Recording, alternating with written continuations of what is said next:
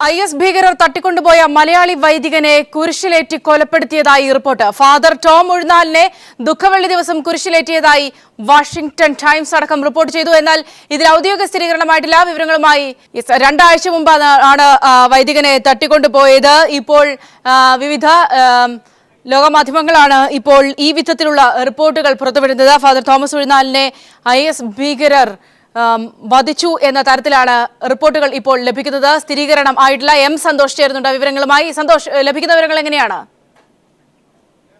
സൗമ്യ, ഇത് കേന്ദ്ര സർക്കാരോ ഏതെങ്കിലും സർക്കാർ സംവിധാനങ്ങളോ അല്ലെങ്കിൽ ഫാദർ ടോം ഉഴുന്നലിന്റെ കുടുംബമോ സ്ഥിരീകരിക്കാത്ത റിപ്പോർട്ടാണ്. വാഷിംഗ്ടൺ ടൈംസ് ഉൾപ്പെടെയുള്ള വിദേശ മാധ്യമങ്ങളാണ് ഈ രീതിയിലുള്ള ഒരു വാർത്ത റിപ്പോർട്ട് ചെയ്തിരിക്കുന്നത്.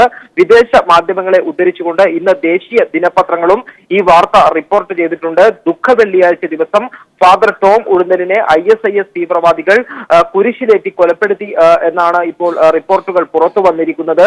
എന്നാൽ ഇത് സംബന്ധിച്ച ഔദ്യോഗിക സ്ഥിരീകരണങ്ങൾ ഒന്നും തന്നെ ഇതുവരെ ഉണ്ടായിട്ടില്ല. മാർച്ച് 4-ാം തീയതിയാണ് ഏതനിലെ മിഷണറീസ് ഓഫ് ചാരിറ്റീസ് നടത്തുന്ന വൃദ്ധസദനത്തിൽ നിന്നും തീവ്രവാദി ആക്രമണത്തിനിടെ ഫാദർ ടോം ഉഴുന്നലിനെ തട്ടിക്കൊണ്ടുപോയത്. അതിനുശേഷം ഫാദർ ടോം ഉഴുന്നൽ IS തീവ്രവാദികളുടെ കസ്റ്റഡിയിലാണെന്ന്, തീവ്രവാദികൾ തട്ടിക്കൊണ്ടുപോയതാണ് എന്ന് കേന്ദ്ര വിദേശകാര്യ മന്ത്രാലയം സ്ഥിരീകരിച്ചിരുന്നു. വിദേശകാര്യമന്ത്രി സുഷമ സ്വരാജ് ഔദ്യോഗിക ട്വിറ്റർ അക്കൗണ്ട് വഴിയാണ് ഈ കാര്യം സ്ഥിരീകരിച്ചത്. എന്നാൽ അതിനുശേഷം വിദേശ മന്ത്രാലയത്തിന്റെ ഭാഗത്തു നിന്നും ഫാദർ ടോം ഉഴുന്നലിനെ സംബന്ധിച്ച മറ്റ് വാർത്തകൾ ഒന്നും തന്നെ പുറത്ത് വരുന്നില്ല.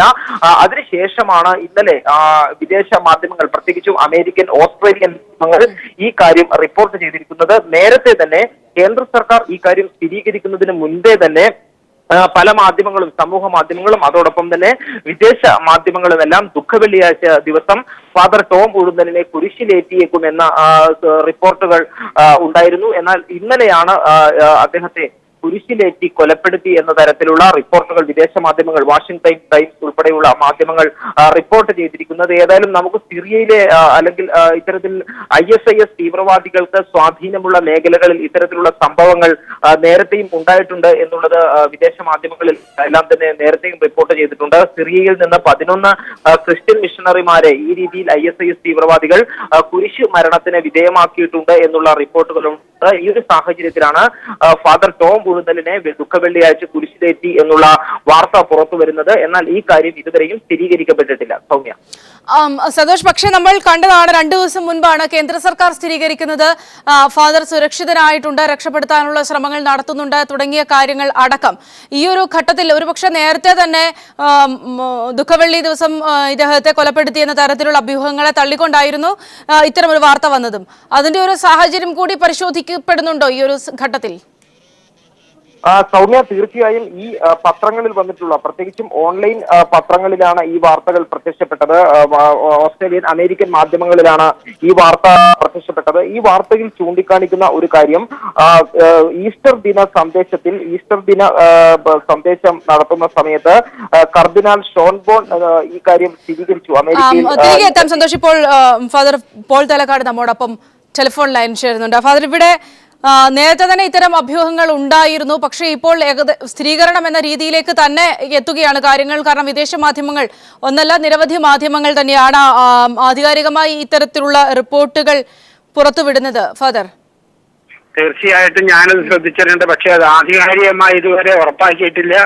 എന്നിരുന്നാലും നമുക്ക് അദ്ദേഹത്തിന്റെ ജീവനെ സംരക്ഷിക്കപ്പെടുമെന്നുള്ള പ്രതീക്ഷയുണ്ട്. തികച്ചും മാനുഷികമല്ലാത്ത, തികച്ചും നമുക്ക് ആർക്കും ഊഹിക്കാനാകാത്ത വിധമുള്ള ക്രൂരതയുടെ ലോകമാണത്. ആ ലോകത്തിൽ നിന്ന് ഒരു മനുഷ്യരെ രക്ഷിക്കാനുള്ള എല്ലാ ശ്രമങ്ങളും നടക്കുന്നുണ്ട്. അത് വിജയിക്കുമെന്ന് ഞാൻ പ്രതീക്ഷിക്കുന്നു.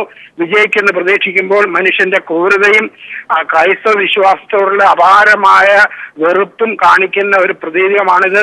അത് അതിജീവിക്കുമോ, അത് അതിജീവിച്ച അച്ഛൻ ജീവനോടൊപ്പം തിരിച്ചു വരുമോ എന്നുള്ള ആശങ്ക എല്ലാവരിലുമുണ്ട്. ആ ആശങ്ക പ്രകടിപ്പിക്കുകയും അത് ആ ആശങ്ക പ്രകടിപ്പിക്കുന്നതോടൊപ്പം അദ്ദേഹത്തിന്റെ ജീവന് വേണ്ടി കരുണാപേക്ഷിക്കുകയും ചെയ്യുകയാണ്.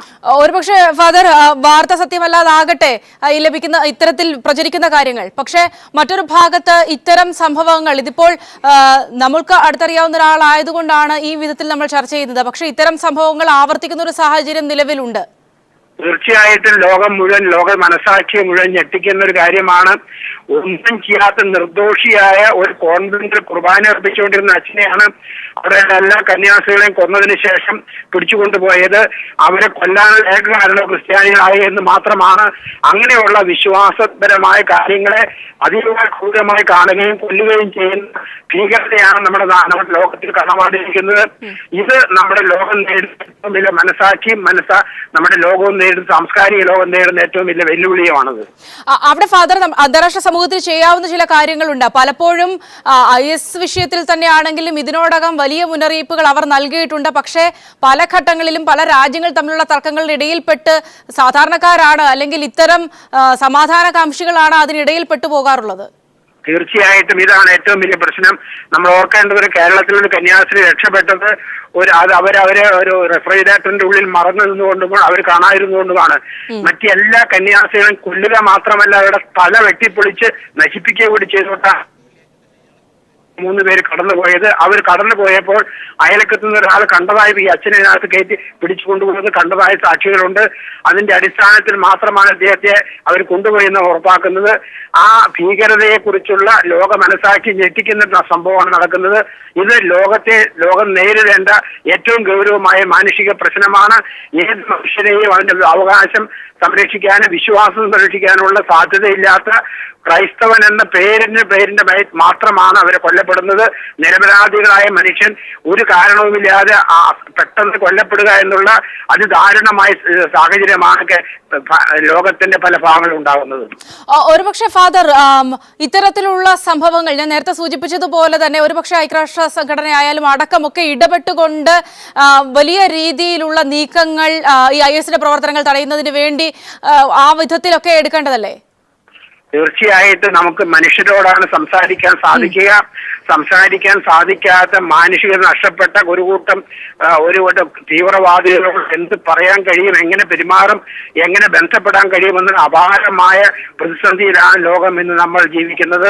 അവിടെ ആരാണ് ഏത് നേരത്താണ് കൊല്ലപ്പെടുക എന്നുള്ളത് ആർക്കും പ്രവചിക്കാനാവാത്ത വിധം ഏത് സ്ഥലത്തും ബോംബ് വയ്ക്കാനുള്ള തീവ്രമുള്ള ആഗ്രഹങ്ങളും അതിനുള്ള നടപടികളുമായി മുന്നോട്ട് പോകുമ്പോൾ യാത്രികന്മാരും നിരപരാധികളായ മനുഷ്യരാണ് ഇതിൽ കൊല്ലപ്പെടുകയും ഇതിലൂടെ ജീവൻ അപഹരിക്കപ്പെടുകയും എന്നുള്ളത് ഗൗരവമായ പ്രതിസന്ധിയാണ് ലോകം നേരിടുന്നത്.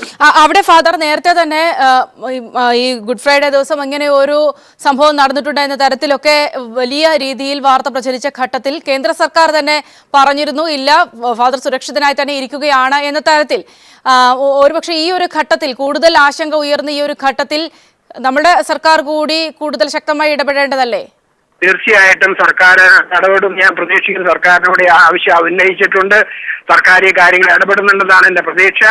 അങ്ങനെ ഒരു മനുഷ്യന്റെ ജീവനെ സംരക്ഷിക്കാൻ എന്തും ചെയ്യാൻ നമ്മുടെ സർക്കാരുകളും ലോക സംഘടനകളും ലോക സമൂഹങ്ങളും രാഷ്ട്രങ്ങളും തയ്യാറാകേണ്ടതാണ്. ഇത് ലോകം നേരിടുന്ന ഏറ്റവും വലിയ ഭീകരതയാണ്. ആ ഭീകരതയെ ലോകം പ്രതിസന്ധി കണ്ടെത്താനും അതിന് സാധാരണ പാവപ്പെട്ട ജനങ്ങളെ സംരക്ഷിക്കാനും നടപടികൾ എടുക്കുമെന്ന് തന്നെയാണ് ഞാൻ പ്രതീക്ഷിക്കുന്നത്. വളരെ നന്ദി ഫാദർ പോൾ തേലക്കാട്ട്. ഈ അവസരത്തിൽ നമ്മുടെ സംസാരിച്ചതിന് സീറോ മലബാർ സഭ വക്താവ് ശ്രീ പോൾ തേലക്കാട് നമ്മൾ സംസാരിച്ചത്.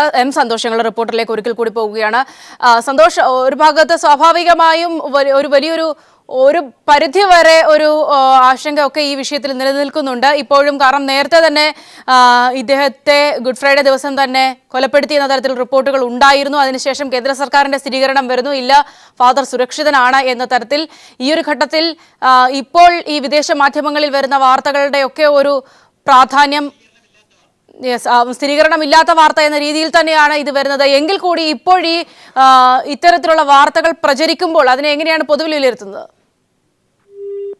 സൗമ്യ, ISIS തീവ്രവാദികൾ സിറിയയിലും മറ്റ് അവർക്ക് സ്വാധീനമുള്ള മേഖലകളിലുമെല്ലാം ക്രിസ്ത്യൻ മിഷണറിമാരോട് നേരത്തെ കാണിച്ചിട്ടുള്ള സമീപനങ്ങൾ പരിശോധിക്കുമ്പോഴാണ് ഈ വിഷയത്തിലും കൂടുതൽ ആശങ്ക ഉണ്ടാകുന്നത്. കാരണം നേരത്തെയും ഇത്തരത്തിലുള്ള സമാന സംഭവങ്ങൾ സിറിയ ഉൾപ്പെടെയുള്ള സ്ഥലങ്ങളിൽ ഉണ്ടായിരുന്നു. ആ ഒരു സംഭവങ്ങളുടെ പശ്ചാത്തലത്തിൽ കൂടിയാണ് ഇപ്പോൾ ഈ വിഷയം കൂടുതൽ ആശങ്ക ഉളവാക്കുന്ന കാര്യം. പക്ഷേ എങ്കിൽ കൂടിയും ഇതുവരെയും ഇത്തരത്തിലുള്ള ഒരു വാർത്ത ഏത് ഭാഗത്തു നിന്നും സ്ഥിരീകരിക്കാത്തത് കൊണ്ട് തന്നെ ഈ റിപ്പോർട്ടുകളുടെ ആധികാരികത എത്രയാണ് എന്നുള്ളത് പറയാൻ കഴിയില്ല. ഏതായാലും വിദേശ മാധ്യമങ്ങൾ എല്ലാം തന്നെയും ഈ വാർത്ത റിപ്പോർട്ട് ചെയ്തിട്ടുണ്ട്. ഇത് കൂടാതെ വിദേശ മാധ്യമങ്ങളെ ഉദ്ധരിച്ചുകൊണ്ട് ഇന്ത്യയിലുള്ള ദേശീയ ദിനപത്രങ്ങളും ദേശീയ ദൃശ്യ മാധ്യമങ്ങളും എല്ലാം തന്നെയും ഈ വാർത്ത റിപ്പോർട്ട് ചെയ്തിട്ടുണ്ട്. ഏതായാലും കേന്ദ്ര സർക്കാർ ഇതുമായി ബന്ധപ്പെട്ട് ഏറ്റവും അവസാനം ഫാദർ ടോം ഉഴുന്നലിന്റെ സംബന്ധിച്ച് ഏറ്റവും അവസാനം നൽകിയിട്ടുള്ള വിവരം ഇദ്ദേഹം തീവ്രവാദികളുടെ കസ്റ്റഡിയിലുണ്ട് എന്ന് മാത്രമാണ് സുഷമ സ്വരാജ് വ്യക്തമാക്കിയത്. അതോടൊപ്പം തന്നെ അദ്ദേഹത്തെ രക്ഷപ്പെടുത്താനുള്ള, സുരക്ഷിതനായി ഇന്ത്യയിൽ എത്തിക്കാനുള്ള എല്ലാ ശ്രമവും കേന്ദ്ര സർക്കാരിന്റെ ഭാഗത്ത് നിന്ന് തുടരുന്നുണ്ട് എന്നുള്ള ഒരു കാര്യം മാത്രമാണ് വിദേശകാര്യ മന്ത്രാലയത്തിന്റെ ഭാഗത്തു നിന്നും ഉണ്ടായത്. അതിനുശേഷം ഇതുമായി ബന്ധപ്പെട്ട മറ്റ് ഒരു തരത്തിലുള്ള സ്ഥിരീകരണങ്ങളും കേന്ദ്ര സർക്കാരിന്റെയോ വിദേശകാര്യ മന്ത്രാലയത്തിന്റെയോ ഭാഗത്തു നിന്നും ഉണ്ടായിട്ടില്ല. സ്വാഭാവികമായും ഈ വാർത്ത പുറത്തു വന്നതിന് ശേഷം മാധ്യമങ്ങളെല്ലാം വിദേശകാര്യ മന്ത്രാലയത്തെ ഇതിന്റെ നിജസ്ഥിതി അറിയാൻ സമീപിക്കുകയും ചെയ്തിരുന്നു. എന്നാൽ അത്തരത്തിലുള്ള പ്രതികരണങ്ങൾ വിദേശകാര്യ മന്ത്രാലയത്തിന്റെ ഭാഗത്തു നിന്നും ഉണ്ടായിട്ടില്ല എന്നുള്ളതാണ് കാര്യം. അതുകൊണ്ട് തന്നെ ഈ വാർത്ത പൂർണ്ണമായും സ്ഥിരീകരിക്കാൻ കഴിയുകയുമില്ല. പക്ഷേ നേരത്തെ ഞാൻ സൂചിപ്പിച്ചതുപോലെ തന്നെ ഇത് ISISന്റെ പ്രവർത്തന രീതി അല്ലെങ്കിൽ ക്രിസ്ത്യൻ മിഷണറിമാരോട് ISIS ഭീകരരുടെ മുൻനിലപാടുകൾ പരിശോധിക്കാൻ ഇത്തരത്തിലുള്ള സമാന സംഭവങ്ങൾ സിറിയയിൽ ഉണ്ടായിട്ടുണ്ട് എന്നുള്ളതാണ് ആശങ്കയ്ക്ക് ഇടയാക്കുന്നത്. സൗമ്യ. എം സന്തോഷാണ് വിവരങ്ങൾ നൽകിയത്. IS ഭീകരർ തട്ടിക്കൊണ്ടുപോയ മലയാളി വൈദികനെ കുരിശിലേറ്റി കൊലപ്പെടുത്തി എന്ന തരത്തിലുള്ള വാർത്തകൾ പ്രചരിക്കുന്നുണ്ട്. വാഷിംഗ്ടൺ പോസ്റ്റ് അടക്കം ഹിന്ദു അടക്കമുള്ള